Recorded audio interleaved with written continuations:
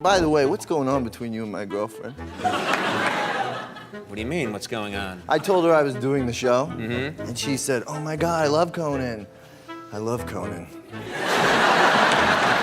From making Emma Stone in stitches to roast this celebrity in front of everyone. That's why no celebrity could stay serious around Ryan Gosling. Like that time when he said something so unexpected that no one could stay serious. I have to admit something. Oh, yeah, okay. I didn't try the suit on before I came out.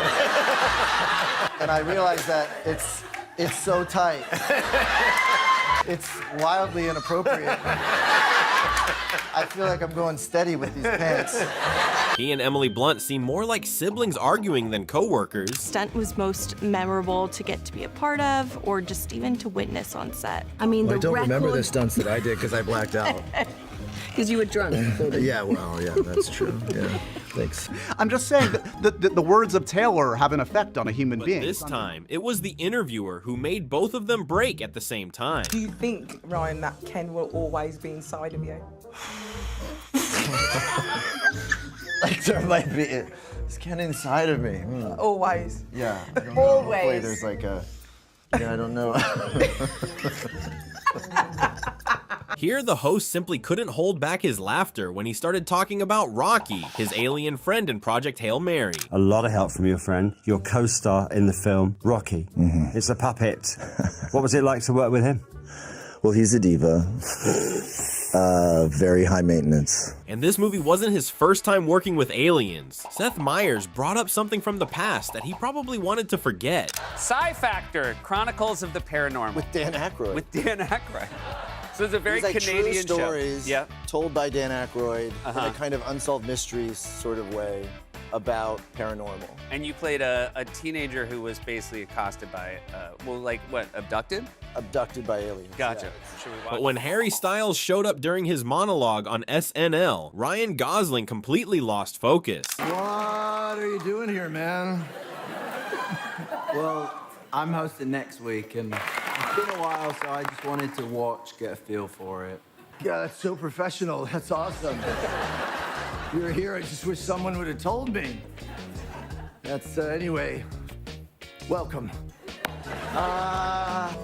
Everyone you've ever heard of lived out their lives. Every king, every peasant, I'm sorry, why are we on Harry Styles? This Oscar presentation with Russell Crowe turned into complete chaos. We're here to present the award for Best Adapted Screenplay. And not to get too technical, but that's the screenplay that was the best at adapting to whatever harsh conditions and obstacles were thrown in its way. No, it's a screenplay adapted from another source. Agree to disagree, okay? Look, what's that? Agree that you're wrong. Look, let's not fight. I mean, my God, we have 2 Academy Awards between us. This is beneath us. And this isn't the first time their interactions ended in laughter. Let's get on with what we're here to do. And, Hey, Russ. hey, What's going on? I'm the Actor Awards, the Australian Academy of Cinema and Television Arts. Hey, you won? Congratulations. No, I'm... Oh, you lost? You were robbed. No, I'm actually... You're right. You win just by being nominated. You'll get them next time. No, I'm presenting. Oh. Yeah, presenting. Oh, that's gracious of you. Yeah. Cool. Oh, ladies and gentlemen, you might not recognize him with his clothes on, Ryan Gosling. G'day, folks. How you going? Even when he's away from Russell, he still finds a way to mess with his friend. You mind if I have an apple? Now, how long did you practice? Hard to watch that, eh? Yeah, that scream. That was lovely. That was the honeymoon period for me and Russell. That was the first time you met him. Yeah, I mean, things were great. Obviously, he's not here, so we're having problems. You know, We'll get into your therapy. And at this event, where Ryan and Emily Blunt made everyone laugh with a movie showdown. And the way this award season's turned out wasn't that much of a rivalry, so just let it go. But you know, I think I kind of figured out why they call it Barbenheimer and they didn't call it Op and Barbie. Why? Well, I think you guys are at the tail end of that because you were riding Barbie's coattails all summer. Now look at what he did while Emma was giving an interview. We all were very close, and we rehearsed for 3 months and shot for 2 months. So we spent, you know, almost half a year together, which was really fun. Hey, Rye. Let's just forget it. And this story he told about his mom made everyone lose control. I mean, I'm sure she likes meeting the celebrities, but isn't it the gift room is really her thing she enjoys? I don't want to out my mom like this. I will tell a funny story. The family, look at what happened when he took his daughters to New York. Bring the family to New York with you? I did. I brought my family. Yeah. My youngest daughter is a year and a half, and it was her first time in New York. And I brought her to the window in the morning, and I said, you know, sweetheart, welcome to New York. And 2 cars went smash. His daughter, it seems, inherited all of his sense of humor. Well, we got to work in France, and so we went to the Louvre, and we saw, you know, Winged Victory, we saw Venus de Milo, and we're standing in front of the Mona Lisa, and she turns around and she goes, "This museum?"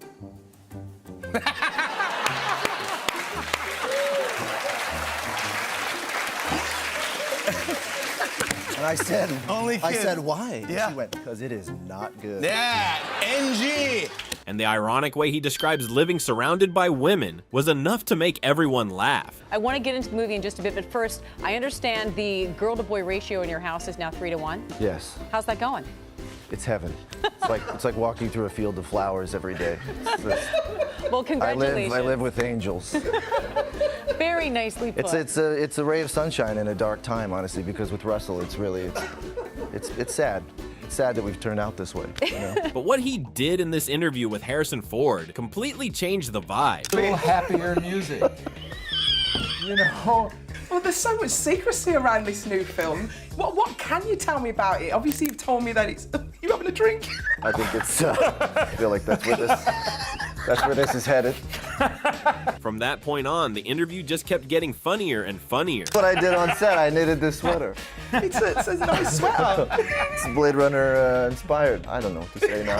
I don't know. Is this an interview or is this? All right, I'll go with you, Harrison. You're my man. You're my man today. Get out of the way. Thank you. And during the filming of Blade Runner 2049, Ryan ended up getting the worst of it. But now who punched who? Because there's fight scenes, and either you punched him in the face or someone really punched someone, right? Yeah, no, he got me. Oh, he punched you? Yeah. So he connected with what, your cheek or your nose or what? My face. Well, it's not listen, let me tell you this. It's not the punch of an average man. Harrison reaches so far back that there's a point where you think, is he getting something? And then when he finally starts, the fist comes into the horizon, you think, oh, he's not gonna punch me, he's throwing a baseball. And then it gets closer and it comes into focus and you're like, no, he's turning his fist into a hammer. And then right before it gets to you, it's like he's holding an imaginary sword. And he's using the strength of his forefathers to connect with you. And he left Conan O'Brien speechless with this question. By the way, what's going on between you and my girlfriend? What do you mean, what's going on? I told her I was doing the show. Mm-hmm. And she said, oh my God, I love Conan. I love Conan.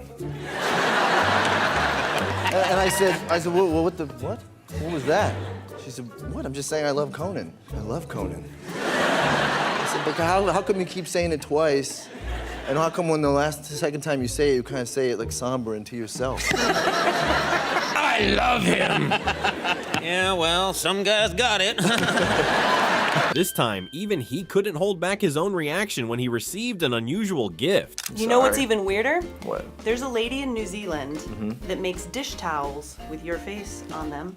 And I'm gonna show you one because I want you to know it exists. 3 Ryan Goslings on a dish towel. Would you wash dishes with your own face?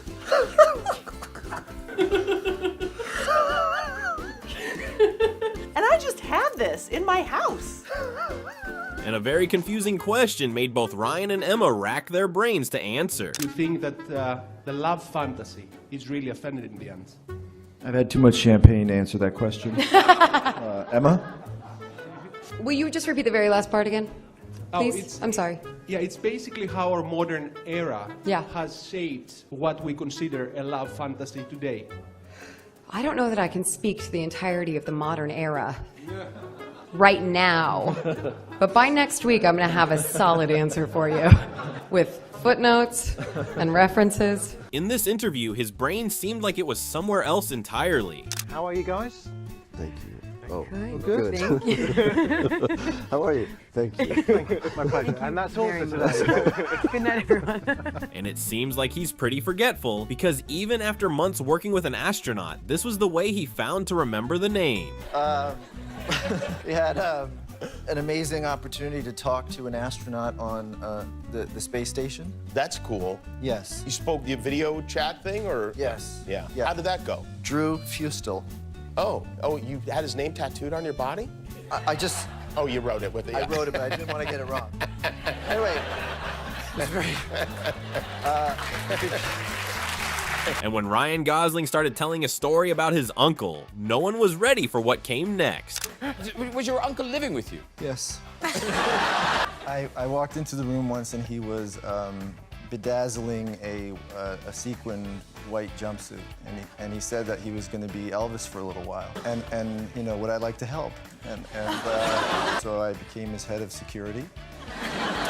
And he got my whole family in on the act. My mother was a backup singer, and honestly, it was one of the greatest performances I've ever seen. Even the time he ran into a dog is enough to make anyone burst out laughing. Oh, no, I found a dog on the film.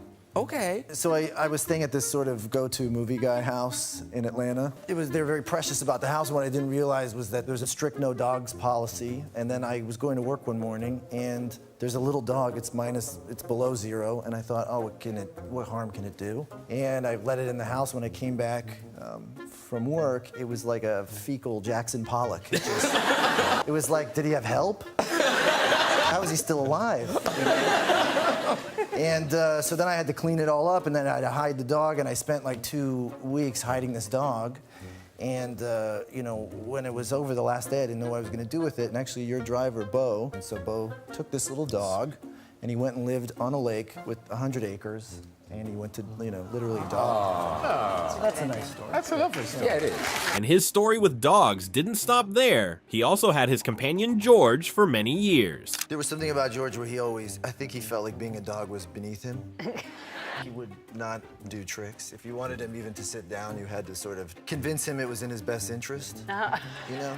You're like, look, we're gonna be in this car for about 3 hours, so if you want to sit down, you might be more comfortable that way, and then he might consider it. One time we were there he is. One time we were at an outdoor restaurant, and he was sort of sitting on the pavement looking forlorn down the street, and someone got up to go to the restroom, and he just, I guess it had enough, and he just got up onto their seat and sat down at the table like a gentleman and looked around the table like, yeah, that's right. This feels about right. More like this it for makes me. more sense. Yeah. And when Graham asked about his childhood, Ryan started a story that kept getting stranger and stranger. He wanted you to sell, was it cellophane he wanted you to sell? My parents came upon a truck of cellophane somehow. I was asked not to ask too many questions. I didn't. Suddenly there was a basement filled with cellophane, and they encouraged me to go to school and see if I could sell it to my teachers or put a few in my backpack and try and hawk them at recess, you know? Convince kids that they might be good stocking stuffers for their parents. What are the uses of cellophane? What do you mean, what's the use of cellophane? I know the name, but I don't know what you do with it. You know, you wrap sandwiches in it, it keeps things fresh. Oh. This interview brought together him, puppies, and Margot Robbie, the perfect recipe for chaos. I've watched snippets of a lot of different things in case it was helpful Whoa. for the movie. Guys. Whoa. Hey, chill, mate. Should we intervene? It seems personal. Did they have beef? What happened puppies backstage, are bro? gonna get out. What happened backstage, bro? Hey, dude. My dude. Just reviewing snacks, he manages to make anyone nearby laugh. Nanaimo bars. Yeah. And tea cakes. Where's the tea? This is not a controlled experiment. How can I make... Is it supposed to go with tea? Is that part of its charm? I mean, it seems like it's pretty vital to the tea cake. It's just a cake.